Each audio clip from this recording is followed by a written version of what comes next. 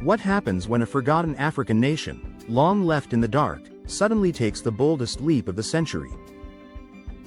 For 15 long years, Burkina Faso lived under broken promises. China came in 2009 with a pledge, a 6,000 megawatt mega dam, $7 billion in investment, and a dream to power a nation.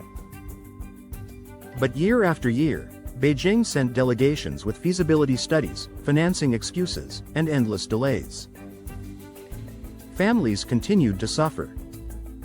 Farmers watched their crops fail without irrigation. Mothers like Fatu, in dusty villages, walked kilometers every single day just to fetch a bucket of water, while their children left for foreign lands in search of a better life. The promise of electricity, factories, and opportunity remained just a dream, collecting dust in ministerial drawers. Then came the shock no one saw coming. In 2023, India stepped into the scene with a thunderclap. Prime Minister Narendra Modi, in a move that rattled the chessboard of global power, offered not just to revive China's plan but to surpass it in scale, ambition, and speed. India proposed an 8,500 megawatt hydroelectric dam, bigger, smarter, and built with Africa, not over it. The numbers were jaw-dropping: $24 billion on the table. $15 billion for the dam itself. $4 billion for regional power grids linking Burkina Faso to 6 neighboring countries. $3 billion for irrigation canals to turn the Sahel into farmland. And $2 billion for industrial parks that would finally create jobs for the youth. This wasn't just an investment. It was a lifeline, a torch cutting through years of darkness. And here's where it gets even more extraordinary. India didn't just offer cash, it offered respect.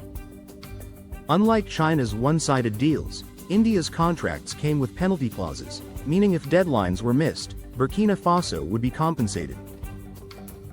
Every piece of technology would be transferred to local engineers, with training programs to make sure Burkinabe could build, operate, and maintain the system themselves.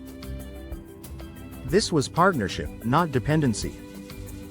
Smart grids powered by artificial intelligence. Technical colleges to reverse the brain drain.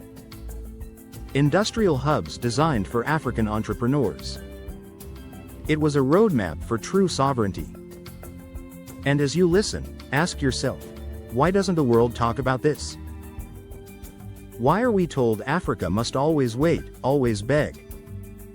This is why we bring you stories like these, stories that mainstream media hides. Stay with me till the end, because what happens next will shock you even more. The world took notice. In Ghana, policymakers began whispering about approaching India for their own energy projects. In Nigeria, industrial leaders asked, if Burkina Faso can secure this, why can't we? And in Kenya, where Chinese loans had already left scars, officials began studying India's model. The shockwaves rippled far beyond West Africa. In just days, China panicked. Beijing rushed out a counter-offer, $30 billion, suddenly available, as if pulled out of thin air. But Captain Ibrahim Traoré, the man steering Burkina Faso through its boldest transformation since Thomas Sankara, looked China's envoys in the eye and asked the question the whole continent wanted to hear. Where were these capabilities for the last 15 years? That single question broke China's monopoly narrative in Africa.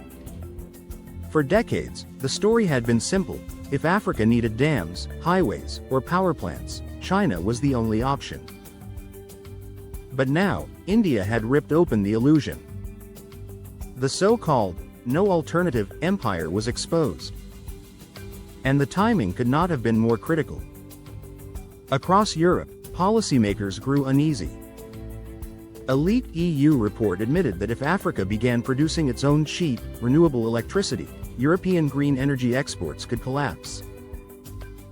Washington, too, watched with concern. Africa powered by Africa meant fewer levers of control. No more using electricity shortages as bargaining chips. No more pressuring governments with IMF loans disguised as lifelines. For the first time in generations, Africa had leverage. But what about the people on the ground? What does this mean for everyday Burkinabe citizens? Let's break it down. 80,000 new construction jobs during the dam's building phase. 2 million hectares of irrigated farmland, transforming Burkina Faso into a breadbasket in the heart of the Sahel.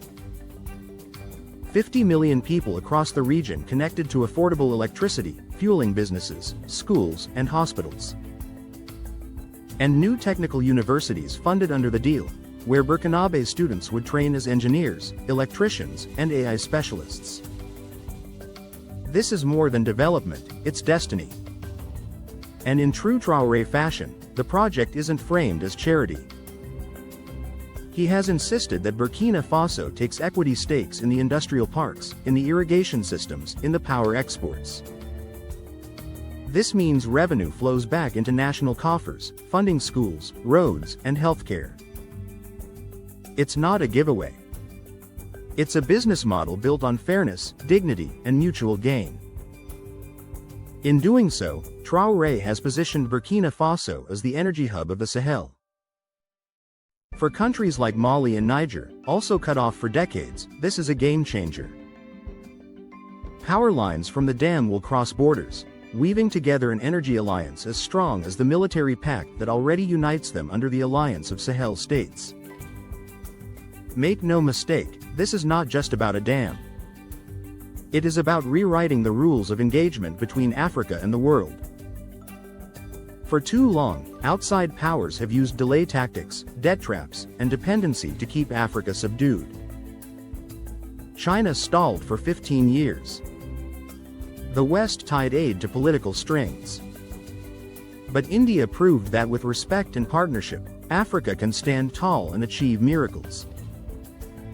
The Sahel Mega Dam is a symbol, a signal, and a spark. A symbol of what is possible when leaders refuse to settle for excuses. A signal to the rest of Africa that alternatives exist. And a spark that could ignite a new era of industrial growth across the continent. It's important to note, China has not always failed in Africa. In fact, across the continent, Beijing has delivered impressive projects that nobody can deny. From the Addis Ababa-Djibouti Railway in East Africa, to Kenya's Standard Gauge Railway, to industrial zones in Ethiopia and ports in Tanzania, China's footprint is visible. Even in West Africa, stadiums, highways, and hospitals stand as evidence of what Chinese financing can achieve when the political will aligns. These projects created jobs, boosted trade, and in some places transformed infrastructure overnight. But the truth is, alongside these successes came debt burdens, cost overruns, and projects that served foreign interests more than local people. And in Burkina Faso's case, the promise of a dam never moved beyond the paper stage, 15 years of waiting while citizens remained in the dark. So the next time you hear the old narrative, that Africa is weak, dependent, or lacking choices, remember Burkina Faso. Remember the nation that turned 15 years of betrayal into the boldest deal of the decade. Remember the people who refused to wait any longer for the lights to come on. And remember the leader who looked giants in the eye and said, Africa will no longer beg, Africa will build. This is more than electricity. This is sovereignty, rising like water behind a dam, waiting for the floodgates to open. And if you believe Africa deserves to tell its own story, share this message. Subscribe for more of these untold truths, and let the world know that Africa is not waiting anymore, it is rising.